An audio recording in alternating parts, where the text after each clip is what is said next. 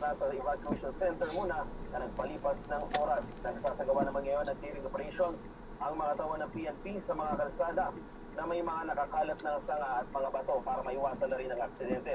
Niya sa ngayon nga ay may mga kalsadang nakasara ngayon dito sa Mountain Province. Yung mga papunta dito sa Baguio Bontoc Road, nakasara ngayon yan. Yung mga papunta rin sa Kalinga ay nakasara ngayon yan dahil sa ilang mga rock slide, landslide na nangyayari. Yung ilan naman dito, ito nasa likod natin, ito yung papunta sa Banawe. May ilang daw dyan na mga landslide na nangyayari.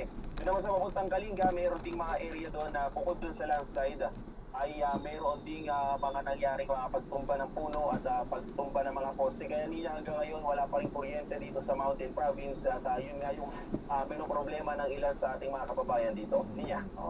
JM, saan ka eksakto dyan sa Mountain Province? Niya, nandito tayo ngayon sa Bontoc area. So itong Bontoc area kasi ay isa sa mga pinakamababang area. Nandito tayo sa tabi ng ilog.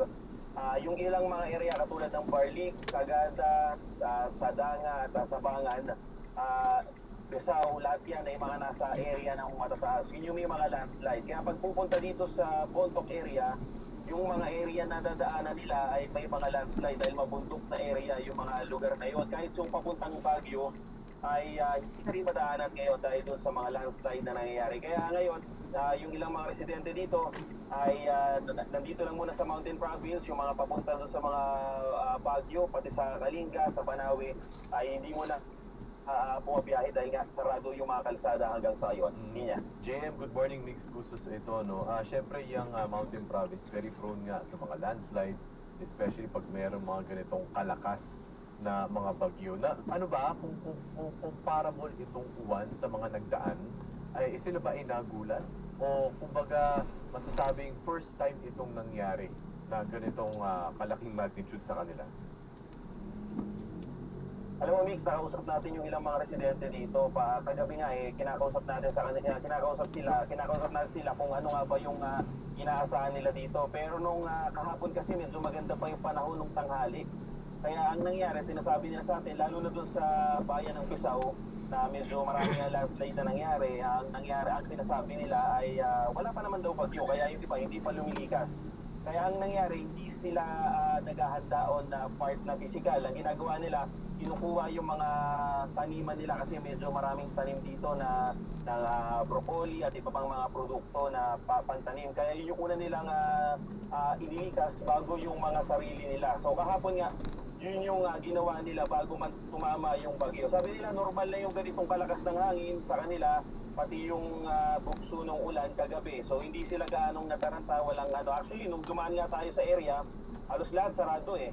So ganun lang ginawa nila, nagpo-monitor lang kung ano yung sa mga balita at para meron silang balita pagdating dito sa mga nangyayari sa kanilang lugar. Thanks. Alright, ano yung kinatatayuan mo ngayon, ano? Nasa tabing ilog ka at may tulay sa likuran mo, no? Okay naman, nakita ko may mga sasakyan na dumadaan dyan. At kayang ilog naman ay hindi umapaw, ano? From what we are seeing from your video. Tama ka dyan, Nina. Umabot nga lang kanina ng madaling araw ng orange level itong Chico River. At ito talaga yung binabantayan nila kasi dun sa kabilang areas, nakikita nyo sa likuran, mayroon ding mga bahay dyan. So yun yung mga binabantayan ng PDRMO at saka ng kapulisan natin, pati na rin yung mga rescuers. So kagabi, dyan sila nakabantay. Umabot nga yan baka bandang alas 3 ng orange level. So sabi ng PDRMO sa atin, kapag ang orange level ay inangat na, ibig sabihin ng kailangan na lumikas nitong mga residente at papapatupad na sila ng forced evacuation na sequence. Kaya kanina, nung mga alas 3, ay inikot muli nila itong area na yan, lalo na yung area na to dahil may mga bahay, maputik din yung area na yan. Oo, concerned lang ako. Hindi ba dapat ano na yan, danger zone na hindi na pwedeng tirhan? Kasi yan yung nakita natin sa Cebu eh. Oo, yung mga tabing ilog, yan yung na-wipe out eh, no? So wala bang, ano plano nila dyan pa rin sila titira? Talagang tabing ilog, no? Katabi ng Chico River, ang kanilang mga bahay. JM? Niya, sa ngayon nga, yung ilang mga bahay dito ayon sa PDRMO, kapag ganitong malalakas ng ulan, talagang pinapaligas na nila. Although sabi nyo nga medyo delikado doon sa lugar kaya ang ginagawa nila preemptive agad. Hindi na nila pinapalala yung sitwasyon at sinasabihan na agad nila na lumikas na kasi karamihan dito mga farmers kaya madalas kapag itong mga area na yan ay nasa kabukiran sila. So kahapon nga halos lahat nasa kabukiran yung mga tao dito sa Bontoc area at dun sa may banda sa may gilid dito ninya taniman na yung dulo na yan. So, dyan halos lahat nagtatanim yung mga residente. So, sobrang lapit lang sa trabaho nila itong area ng mga bahay dito na malapit dyan sa Chico River. Kaya, iba, kinausap natin, bakit nga ba sila nandun sa area na yon dahil daw mas malapit yung trabaho at kadalasan nga ang kinakabuhayan nila yung pagtatanim ng iba't ibang mga gulay at prutas dito sa Mountain Province. JM, ang tanong ko, at least sa sitwasyon sa bayan, kasi syempre doon maraming tao meron ba mga apektuhan doon, yung mga tirahan nila, yung mga tindahan, nagliparan ba yung mga bubong, o at least yung mga structure, yung mga kahoy-kahoy, kamusta ang sitwasyon doon? Mix doon sa pag-ikot natin kanina sa may bayan, doon sa mismong sentro ng Bontoc, may nakita lang tayo mga kalat na mga dahon-dahon at ilang mga sanga-sanga. So ngayon nga, nililinis na ng mga residente yun. In terms of doon sa mga bubong, wala namang mga nangyaring gano'n na lumilipat yung mga bubong dahil nga kadalasan dito sinasabi nila matitibay daw yung mga bubong nila kaya tiwala rin sila. Pero yun nga, sinasabi ng PDRMO kahit na gano'n natiwala sila doon sa mga bahay nila ay dapat pa rin lumikas. Doon sa may sentro kagabi, nilibot namin yon habang nagkakaroon ng malakas na ulan at malakas na bayo ng hangin. Nakita namin may ilang mga sanga na nakakalat na at halos lahat ng mga tao nga ay nasa loob na ng kanilang mga bahay.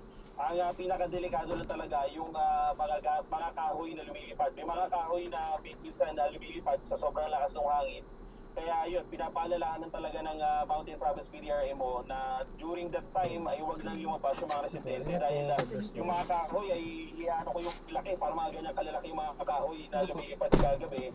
Ayan, so na-drop na natin sila. So maraming salamat po sa panonood. Hanggang sa muli po, ingat. God bless. Paalam po muna. Pinalalahanan na huwag nang lumabas during that na sobrang lakas talaga ng bagyo dito sa Mountain Province. Yan nga pala. Ayan, nakalimutan pala natin sabihin kanina, walang intro. At kinuha nga natin yan doon sa may ano na to?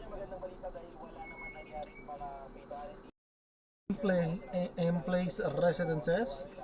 Diyan yan sa may Panay Avenue at dinala natin dito sa may Maxicare Prime Center. Dito nga sa may Eton Centris sa